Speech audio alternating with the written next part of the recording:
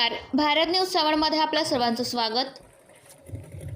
रेती माफियांवर नांदेड ग्रामीण पोलिसांची कार्यवाही। एकाच वेळी नदीपात्रातील 8 घाटावर छापा टाकून एकूण 37,22,000 रुपयांचा मुद्देमाल केला जप्त।